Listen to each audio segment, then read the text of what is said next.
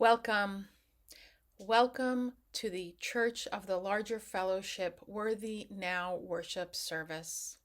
Worthy Now is a ministry of the Church of the Larger Fellowship that serves Unitarian Universalists that are incarcerated. This is one of the most important ministries of our entire faith. We honor that you are worshiping with us today, and we thank you for your support.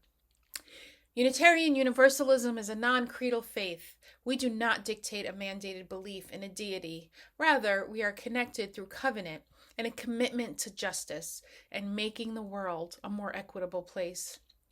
We gather to be fed spiritually and in community.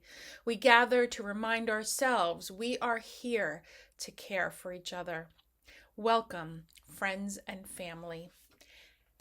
Our chalice lighting words are from Karishma Gottfried. Love loudly. Love loudly, spirit of light, of love, of all that is good and bad and in between. Give me the courage and inspiration to love loudly, to share my joy and compassion with others, to let them know how much I appreciate them. We all give and receive love, but loving loudly is one of the greatest gifts of all, and it is so simple.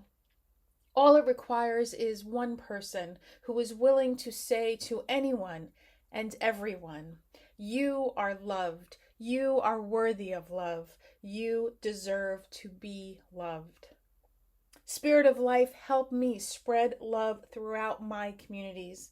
Help me teach others to love loudly, so that it begins to circle around, so I can hear it too. I light our chalice.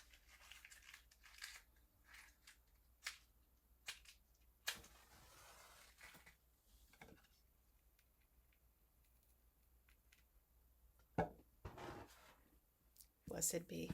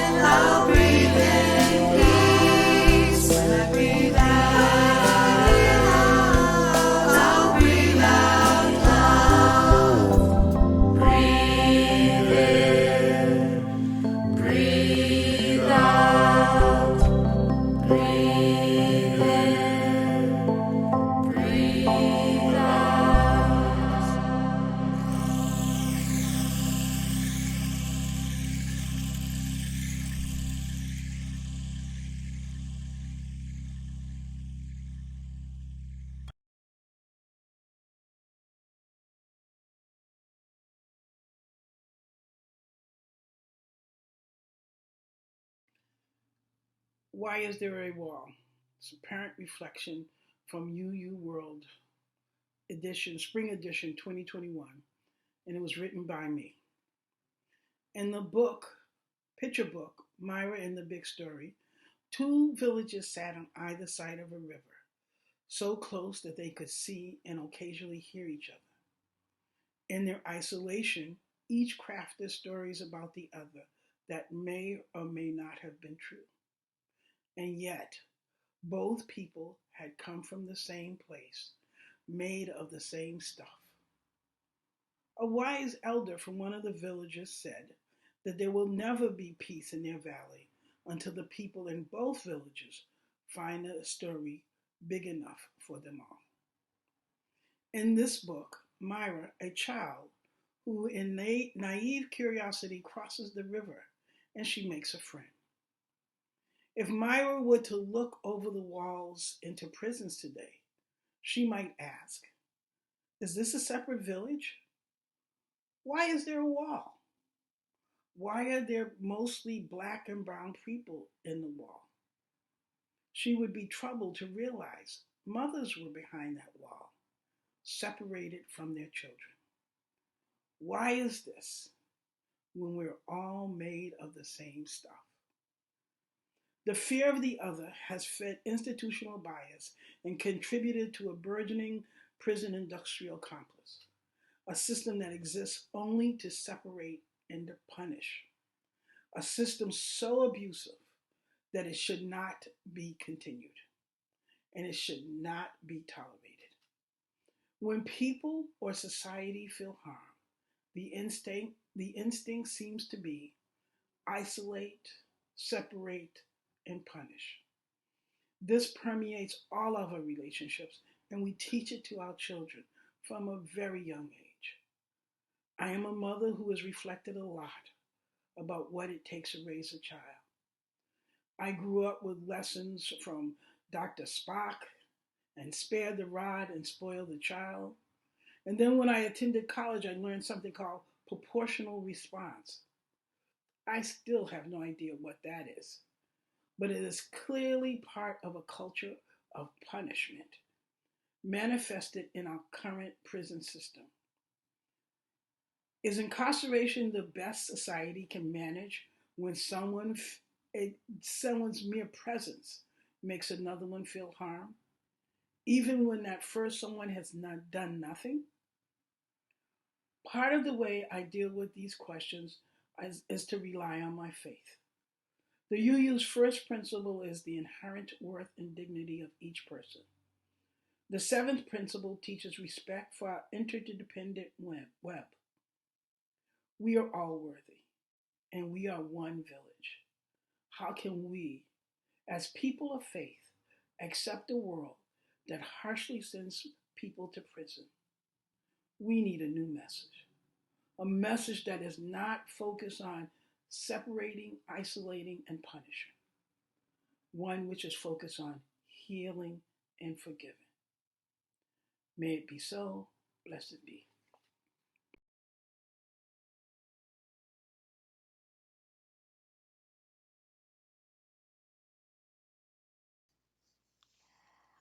Would you please join me in a moment of prayer, of centering for yourself?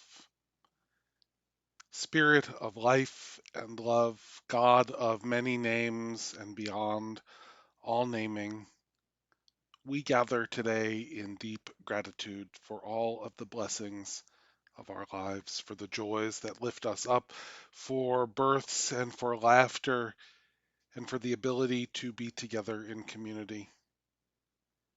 And as we feel that gratitude in our lives, we ask that your presence be with those who are experiencing hardship and sorrow, those in our midst who are here despite great pain and grief and sickness, those that we love and that we know we are connected to, and those all across our world who we have never met, but we know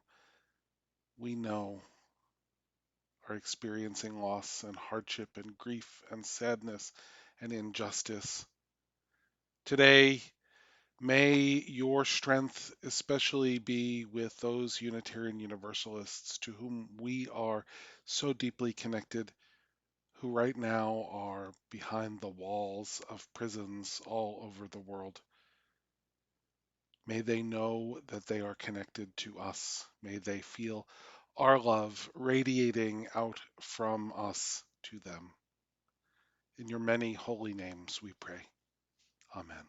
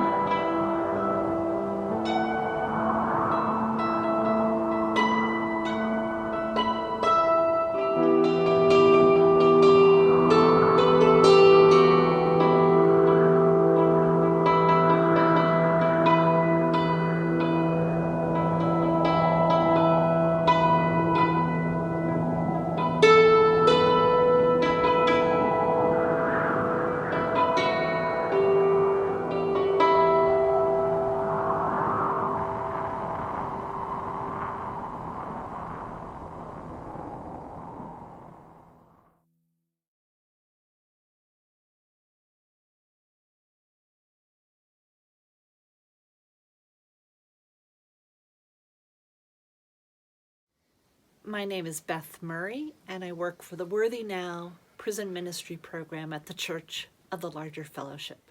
We'd like to let you know that the following testimonials from incarcerated Unitarian Universalists contains references to suicide and transphobia. Please take care of your hearts. From the Voices Within. Benjamin, incarcerated in Georgia, wrote in December after receiving a holiday card from the CLF. I was very close to suicide, and your thoughtfulness stopped me. Thank you. This is a very lonely time of year, and as a mentally ill person, the fight to prove my worth to myself is my endless battle. Thomas, incarcerated in Texas, wrote that he is a trans person in solitary confinement. He's held in solitary because it is the only place the prison facility can keep him safe. He's allowed outside 20 minutes every day, and what he misses most is seeing the trees, which are not visible beyond the barbed wire. A reading titled Buddy by John, incarcerated in Oklahoma. She arrived early Monday morning, homeless, forlorn-looking, carried by the maintenance worker who had found her. By afternoon, she had perked up and was attentive and active. In fact, she'd become comfortable enough that it seemed she liked being held, but that may have been because of the air conditioning and her lack of feathers. Still, she would nestle down in my cupped hand and go to sleep. By evening, she was exploring her new surroundings energetically, scurrying around the room, exercising all her muscles, her appetite bordered on ravenous. When darkness fell and she settled in for the night in my left shoe, the world seemed at peace. Apparently, that's the way she died, peacefully during the night. There was no indication of any problems when she nestled herself into my shoe, and I checked on her every time I awoke. Few will miss this awkward, ragged-looking, not yet fledged baby starling, but I will. Buddy was loved for a day, if only by me.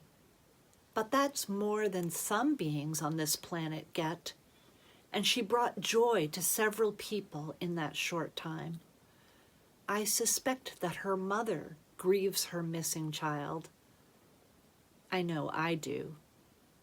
But I also know that I was blessed by this little time that our lives touched. I hope she was as well.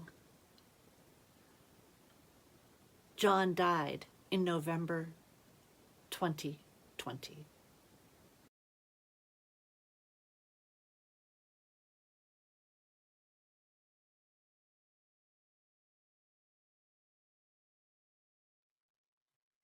When Michael, Aisha, and I were in discernment about coming to the CLF, about joining as the new lead ministry team, we talked about the different areas and aspects of the Church of the Larger Fellowship. We talked about all the great things that the Church of the Larger Fellowship does. We just talked about everything, and we dreamed about what it could be, what it is, and we talked about the areas in which we had a special calling to ministry.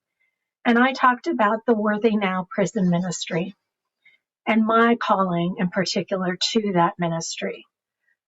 I come from a community that knows very firsthand what the prison industrial complex means. We know what it means to not know where somebody is because they're in transit. We know what it means to not see a relative just because they haven't gotten a notice that they needed. We know what it means to have people denied medical care because their commissary account is overdrawn. We know what it means to have people caged and locked away. So I felt this special calling to the Worthy Now prison ministry, and I loved that it was called Worthy Now. I love so much that we center our CLF prison ministry around the idea that everyone is worthy now, not later, not in 2 years, not in 5 years, but now we are all worthy of love.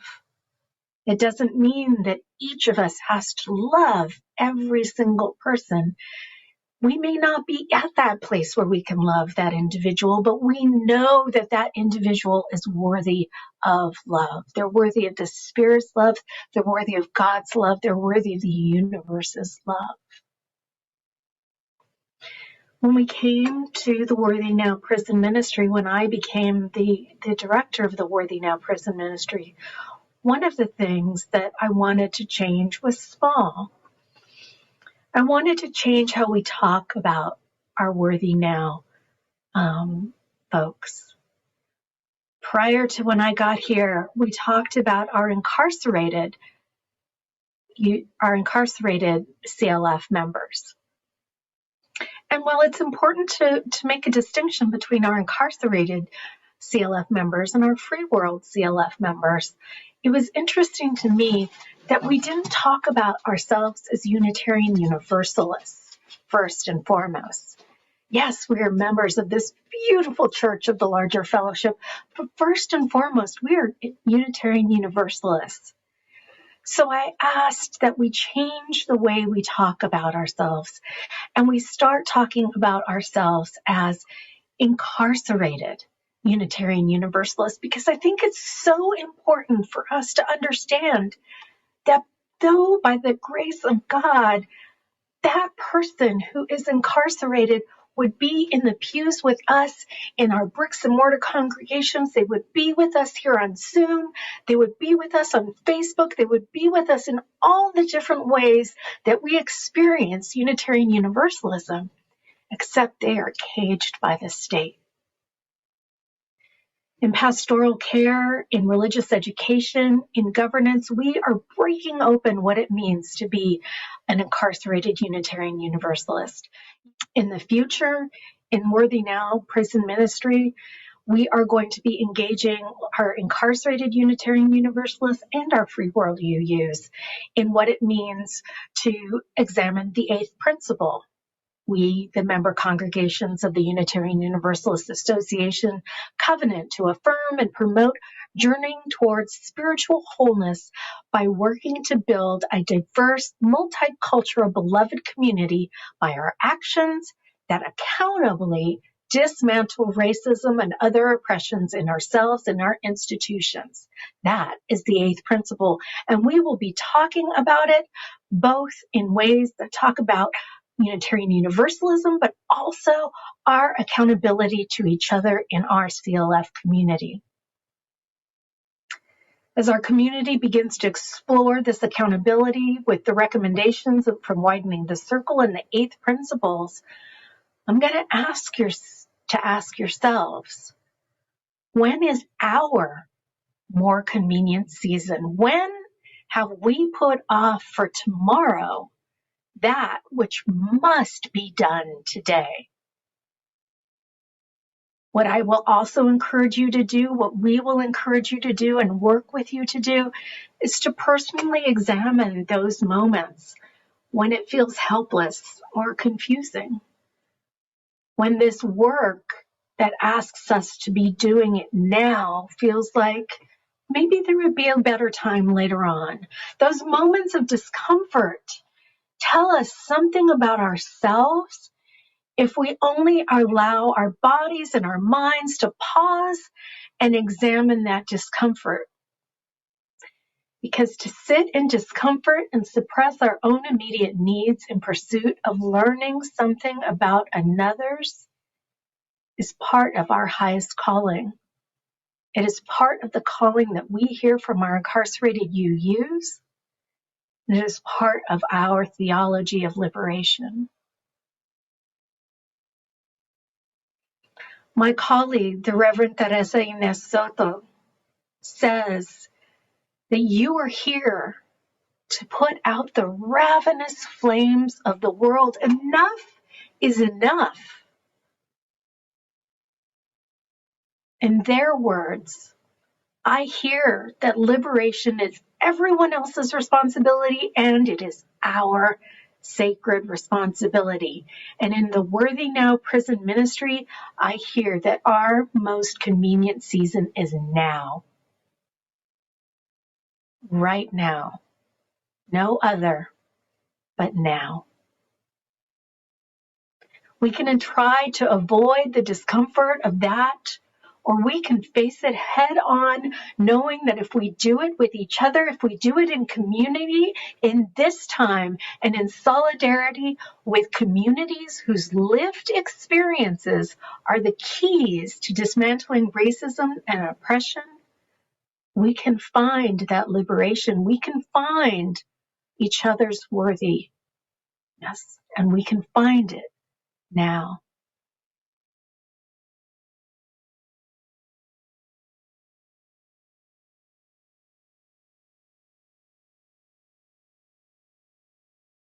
We also celebrate abolition, the grandmother of U.S. resistance movements. Black and white abolitionists perfected the speaking tour, the rally, the boycott, and cultivated leadership for later struggles such as the suffrage and labor rights.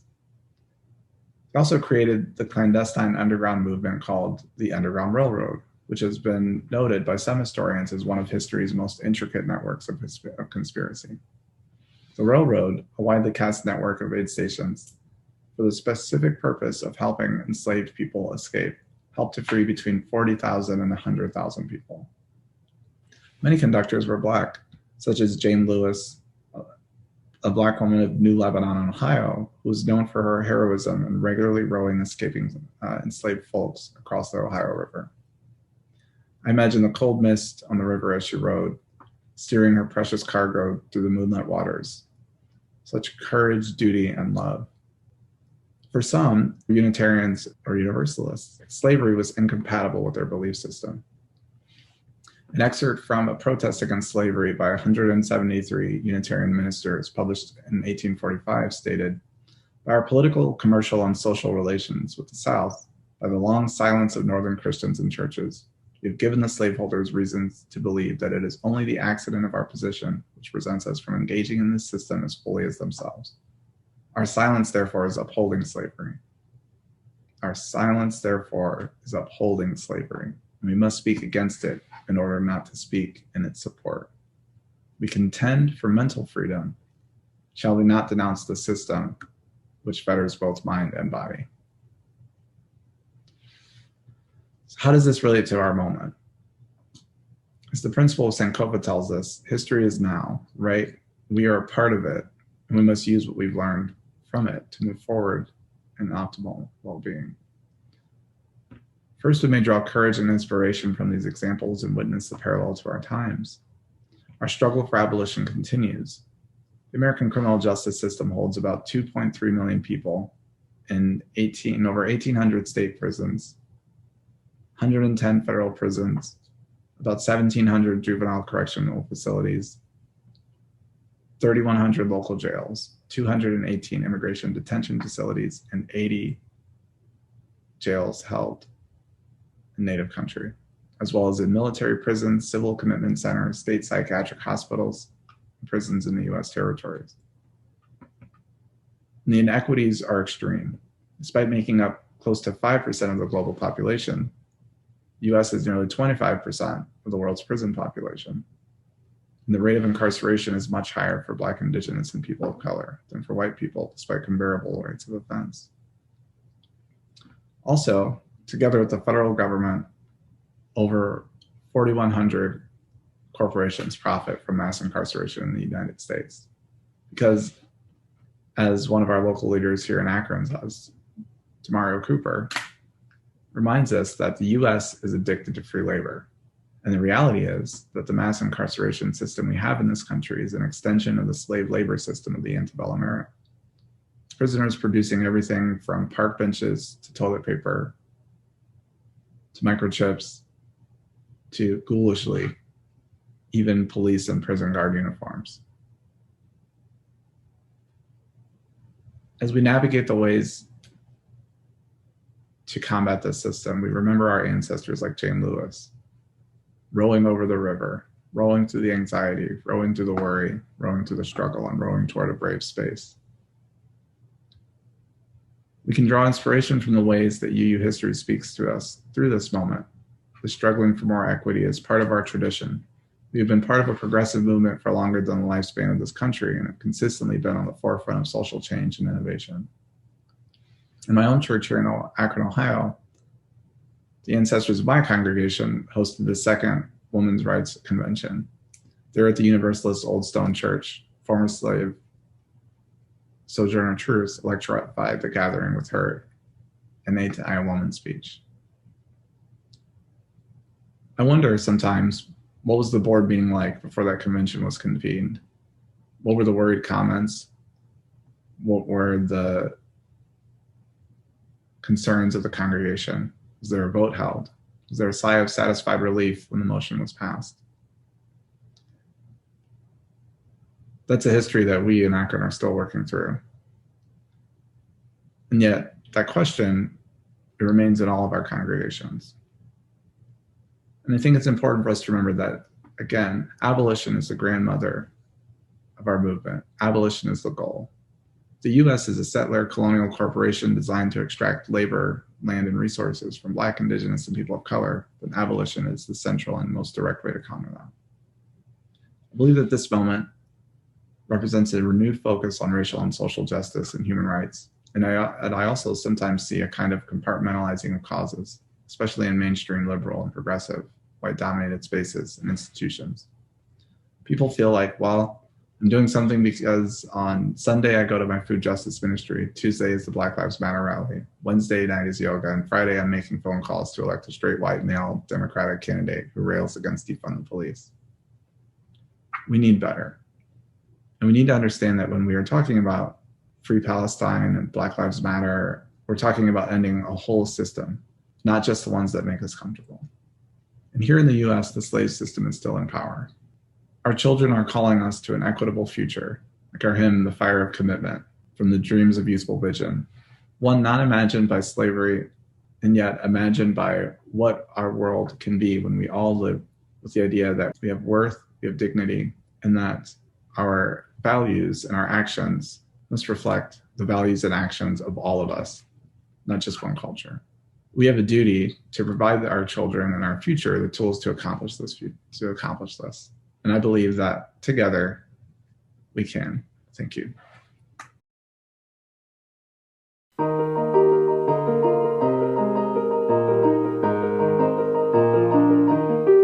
From the light of days remembered turns a beacon bright and clear, guiding hands and hearts and spirits into faith set free from fear. When the fire of commitment sets our minds and soul ablaze, when our hunger and our passion need to call us on our way, when we live with deep assurance of the flame that burns within, then our promise finds fulfillment and our future can begin.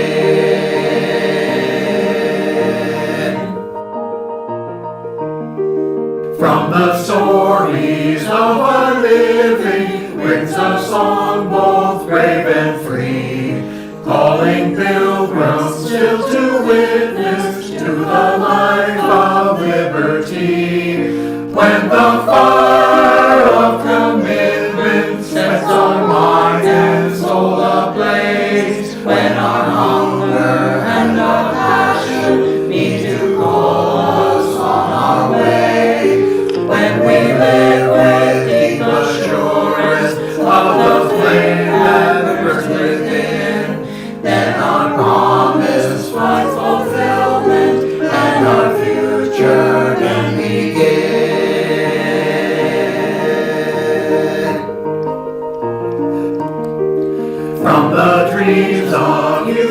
abolition comes a new prophetic voice, which demands a deeper justice built by our courageous choice.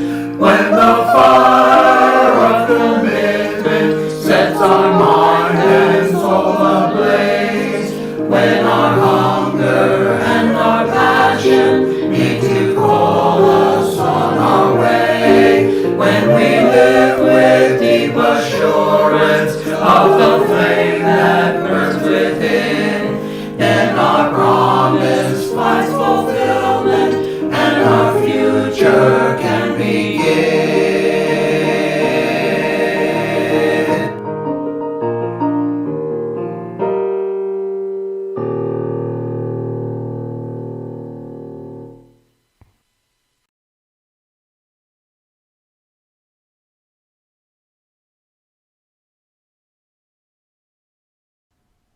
I'd like to introduce you to Eileen Raymond.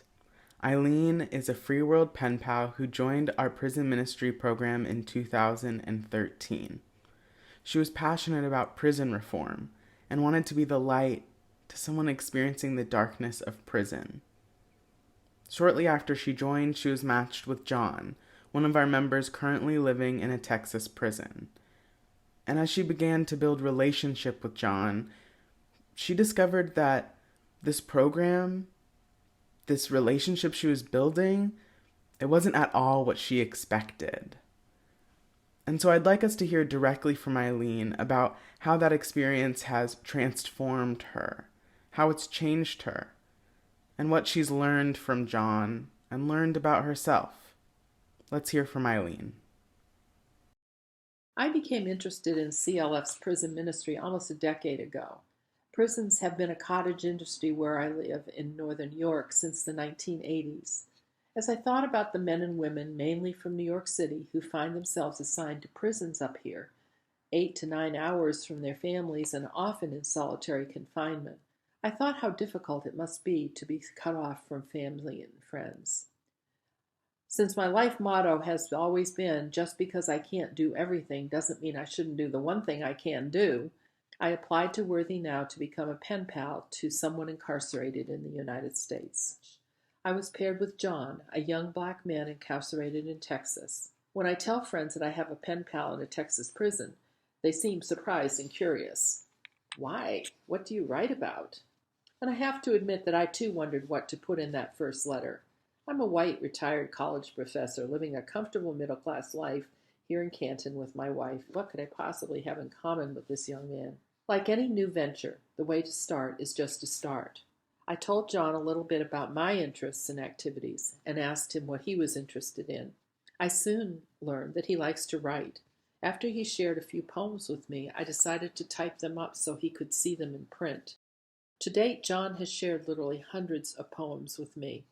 When he asked about how to find poetry contests that he could enter, I helped him prepare the entries for several significant national contests. Let me share a poem he shared with me. I have a vision. Rain pours like a falling cup, drenching the foundation of my heart, sogging me to the very core. The rays of the sun dry me up, cracking like fault lines in the earth. Scorched beyond repair, my soul is sore. Sullen and put out by my world, wishing to be the source of good deeds, longing for a way to promote global happiness.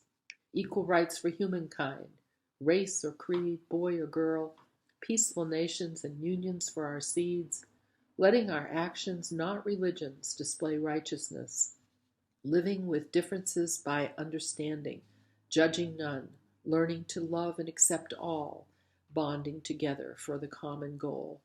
Create ways for outreach and start helping, holding ourselves accountable. We will not fall. It starts by a vision. This could be a global goal.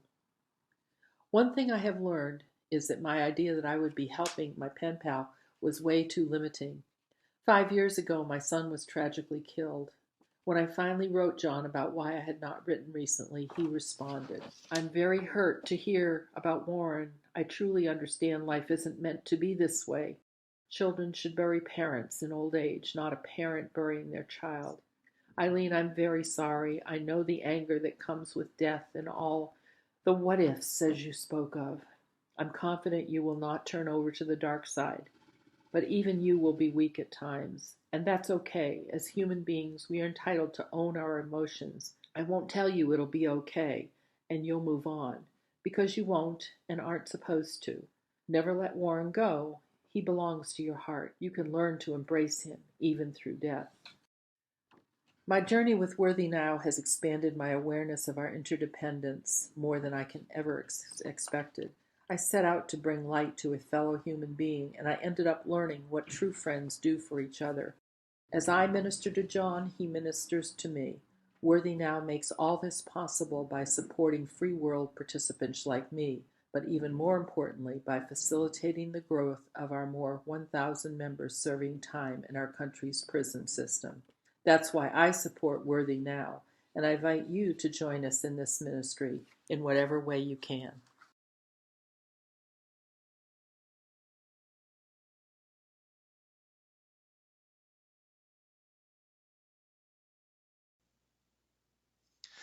Generosity is a spiritual practice that all religious communities depend on to make our mission happen in the world, to make our ministries happen in our communities.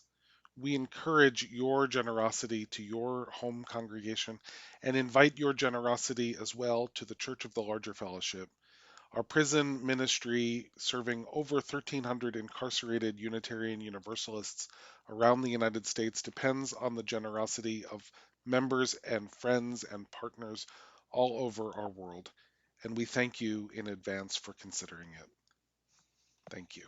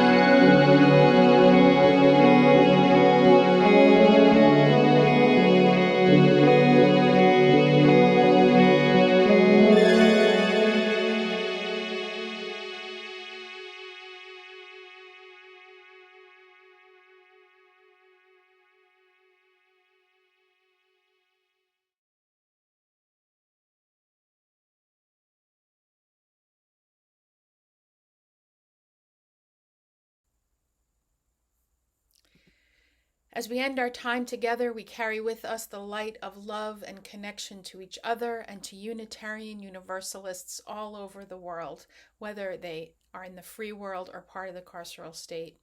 Deep gratitude for my colleagues and everyone who took part in bringing this special service to all of you.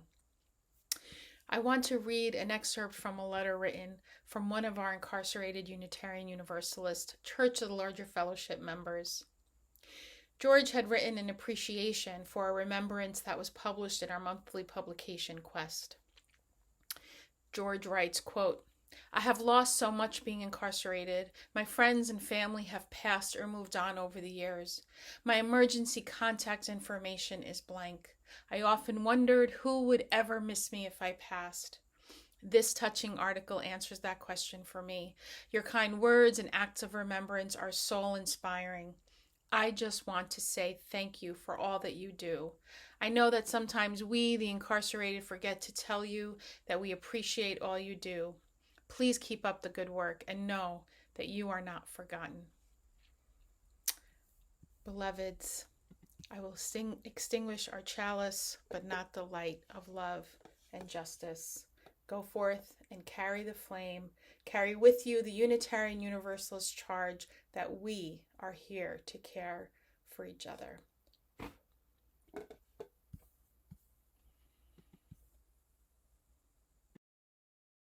2, 3.